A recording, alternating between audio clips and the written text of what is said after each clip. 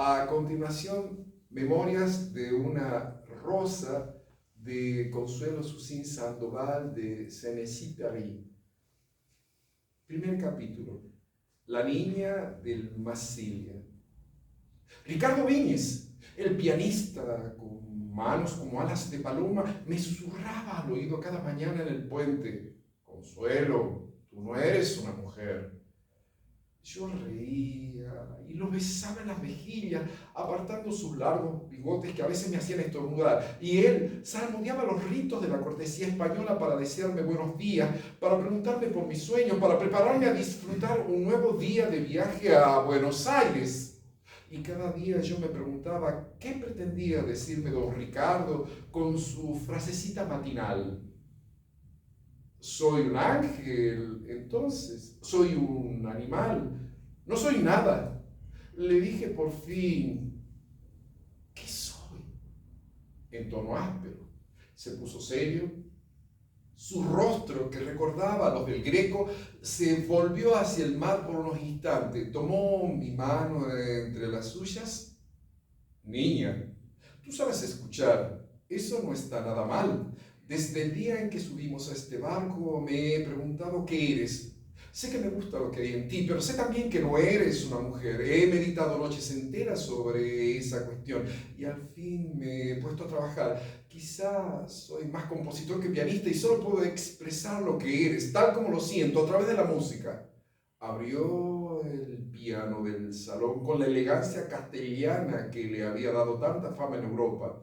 Yo escuchaba. Era muy bonito. El mar nos acunaba, prolongaba la música y nos pusimos a hablar como de costumbre, de nuestras noches de insomnio, de nuestros descubrimientos sobre ese mar que nos dejaba atisbar de vez en cuando un faro, una isla o bien otro barco. Creí que no volvería a preocuparme por la corta frase musical de Viñes y me reuní con los demás pasajeros del Massilia. Había europeos a los que las agencias de viaje habían convencido de que iban a descubrir en un tango el joven continente americano. Había también turistas nacidos en América del Sur que volvían de París cargados de vestidos, perfumes, joyas y frases ingeniosas. Damas maduras contaban sin pudor los kilos que habían perdido en una cura de adelgazamiento, y otras, más impúdicas aún, me enseñaban fotos en las que se podían medir al milímetro los cambios sufridos por su bonita nariz. Un caballero me confió el éxito de una operación delicada, un trasplante de dientes que había comprado baratos a gente de escasos recursos. Sí, se los habían sacado los dientes a cambio de dinero. Las mujeres más jóvenes jugaban a enseñarnos 4 o 5 vestidos distintos cada día. En parte estaban obligados a llevarlo, porque las aduanas de América del Sur se mostraban severas con el contrabando de artículos de lujo practicados por las mujeres del mundo. Entre cambio y cambio de atuendo tomaban baños embriagadoramente perfumados. Las argentinas y las brasileñas ganaban por varios largos a las europeas en la carrera de los vestidos de lujo. No se hacían rogar para cantar canciones de su país acompañándose a la guitarra. A medida que el barco avanzaba, esas hijas de los trópicos ganaban en naturalidad y su carácter se acentuaba. Viejas y jóvenes emitían sus arrullos musicales en portugués o español sin dar a la francesa ninguna oportunidad de contar la menor historia. Rita, una joven brasileña, había descubierto la manera de imitar con su guitarra el sonido de las campanas, desde las campanillas de la misa hasta el carrillón del campanario. Decía que la inspiración le había venido durante un carnaval de su tierra, en una de esas noches de brujos negros e indios en la que todas las mujeres se abandonan a sus deseos, a su verdad, a la vida entera de la selva virgen inexplorada. Las campanas de Rita confundían a veces a los pasajeros y les hacían acudir al puente. Ella sostenía que su guitarra era un objeto mágico y estaba convencida que el día en que se le rompiera, moriría. El padre Lande, al que solía confiarse, se sentía desarmado ante ella y renunciaba a sermonearla sobre sus deseos paganos, eróticos y sus creencias acerca de la magia. Me gustaba mucho el padre Lande. Dábamos largos paseos juntos, hablábamos de Dios, de los problemas del corazón, de la vida, de las vías para hacernos mejores. Me preguntó por qué no aparecía nunca por el salón y le respondí que guardaba luto por mi marido, Enrique Gómez Carrillo, y que mi viaje se debía a una invitación del gobierno argentino al que mi pobre difunto marido, que era diplomático, había representado por un tiempo en Europa. El padre Lande, que conocía bien varios de sus libros, hizo lo posible para consolarme. Me escuchó contarle con toda la sinceridad de mi juventud el amor que un hombre de 50 años había despertado, me había apasionado en mí durante el demasiado breve periodo de nuestro matrimonio. Yo había heredado todos sus libros, su nombre, su fortuna, los periódicos que poseía. Me había sido confiada una vida, la suya, que yo quería comprender y revivir y continuar en homenaje a su memoria. Solo quería madurar por él, para él, y convertir esa misión en un regalo póstumo. Ricardo Viñes había sido uno de los mejores amigos de mi marido. Se había fijado en mí en París, porque mi apellido materno era también el de otro amigo, el marqués de Sandoval. Para mí, Sandoval significaba océano, tempestad, vida libre, y los recuerdos de los grandes conquistadores. Todas las mujeres de París adoraban a Viñes, pero él era una secta y sus aventuras siempre eran musicales.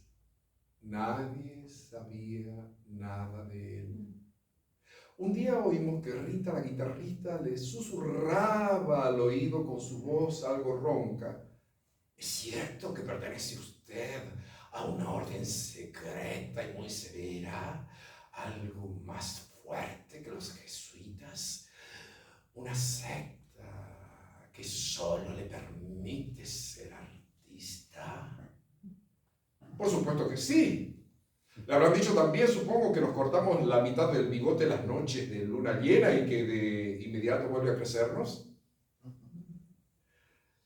En el barco disponía además de otra carabina en la persona de Benjamin Cremieux, que iba a Buenos Aires a dar un ciclo de conferencia. Tenía cara de rabino, mucho fuego en la mirada y una voz cálida. Sus palabras me parecían cargadas de un poder secreto y tranquilizador.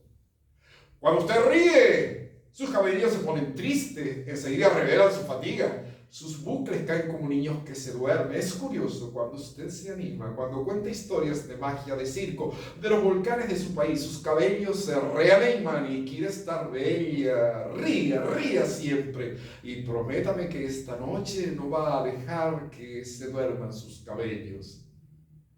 Me hablaba como a una mariposa a la que pidiera mantener las alas desplegadas para apreciar mejor sus colores. A pesar de su gabán largo, un poco gastado, y de su barba que le daba un aire serio, era el más joven de mis amigos.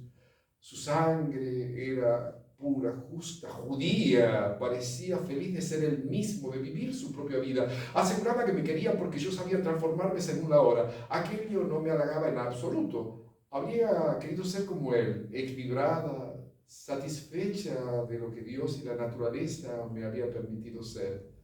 Hacia el final del viaje, Viñes, Cremieux y yo nos habíamos hecho inseparables. Yo, entrada la noche anterior a nuestra llegada a Buenos Aires, don Ricardo tocó un preludio extraño, brillante, y anunció después que la pieza se llamaba La Niña del Massilia. ¿Eres tú?, me dijo tendiéndome las páginas del manuscrito. ¿Tú eres la niña de este paquebote? Rita propuso de inmediato acompañarle con su guitarra, porque solo su guitarra, añadió, sabría revelar el sentido de aquella música y lo que Viñes pensaba de mí. Llegamos. La fiebre del desembarco se nos subió a la cabeza y únicamente nos hablábamos por cortesía, como autómatas. Entonces oí gritar en el puente: ¡preguntan por la viuda de Gómez Carrillo! ¿Dónde está la viuda de Gómez Carrillo? ¡Gómez Carrillo! Me costó entender que preguntaban por mí. Soy yo, señores, soy yo, dije tímidamente. Pensamos que era usted una anciana. Soy lo que puedo, repuse mientras los relámpagos de las máquinas fotográficas crepitaban a mi alrededor. ¿Podría indicarme un hotel? Creyeron que bromeaba. Había acudido un ministro a recibirme, me anunció que yo era la invitada del gobierno y que me alojaría en el Hotel España, residencia de los invitados oficiales. El presidente se excusaba por no recibirme personalmente, ya que estaba ocupado debido a una próxima revolución. ¿Cómo? ¿Una revolución? Sí, señora, y muy seria. Pero don Peludo es listo. Ya ha llegado a su tercer mandato como presidente y sabe cómo manejar estos asuntos. ¿Será pronto esa revolución? ¿Tienen ustedes muchas en este país? Mire, señora, hace mucho que no teníamos ninguna. Dicen que esta será para el miércoles. ¡Ay, qué feo! No habrá modo de impedirla. Imagínense, yo recién llegué. No, señora, declaró el ministro, no creo. El presidente no quiere mezclarse, señora. Espere tranquilamente que la revolución venga hasta él. Se niega a tomar medidas contra los estudiantes que se manifiestan en la calle con gritos ¡Abajo el peludo! ¡Abajo el peludo! La situación es grave, pero me satisface informarle que dispone aún de unos días para hacer una visita al presidente. Le aconsejo que vaya a verlo mañana mismo por la mañana. Quería mucho a su esposo y le alegrará hablar de él con su viuda. Por consiguiente, al otro día, tomé un coche para ir a la Casa Rosada, residencia del gobierno. Pasé ante el único rascacielos de estilo neoyorquino que adorna la capital, rodeado en pleno centro de la ciudad por solares sin edificar y por casuchas, barracas que tienen todo el aire de haberse instalado allí para siempre. Descubrí que el peludo, como llamaban todos al presidente, era una persona muy sensata y serena.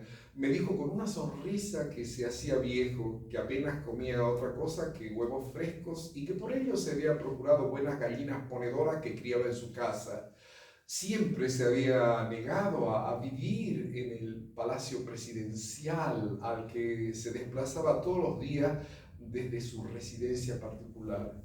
Como yo temía abordar el tema de la muerte repentina de nuestro querido Gómez Carrillo, le pregunté qué pensaban todas esas personas que hablaban por todas partes de una revolución para el miércoles.